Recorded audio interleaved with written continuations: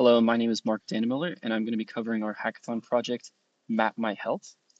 Basically, what we've built here is really similar to WebMD, if you've ever used it, where you describe your symptoms and it provides you results on what maybe disease you have diagnosed. The difference with our app being that we're trying to put the diagnosis into the patient's hands by showing them what actions they can take to improve the likelihood of them actually knowing what they're sick with. So, like for example, let's just get started. We can talk to our AI. It's asking us to describe our symptoms. So let me start. Let's say like I'm feeling pretty sick. I have a bad cough and a sore throat.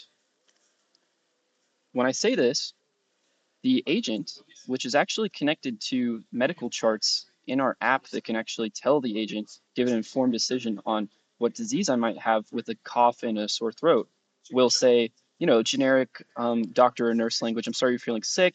Let me go ahead and add these symptoms to your chart, and it will go ahead and do that. It adds these symptoms to our chart, which if I open, we can actually see in a health analysis, which the user doesn't have to look at if they don't want to look at this view, but they can actually see what symptoms they have, what might be important to know, the top conditions that they might have. So, like based on cough and sore throat, they might have pharyngitis.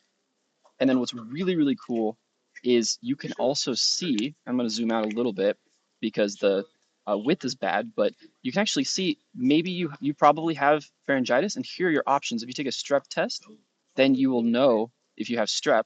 If you take a COVID test, then you'll know if you have COVID. And if you do a throat culture, then that will basically like either point towards strep, or if it's negative, then increase the likelihood that you have pharyngitis.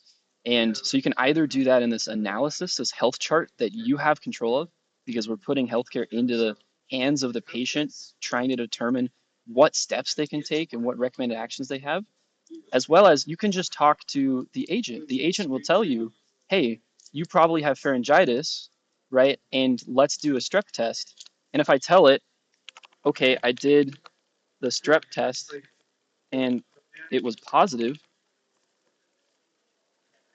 what now, right? It will take the fact that I say I did that strep test, and it'll acknowledge that action.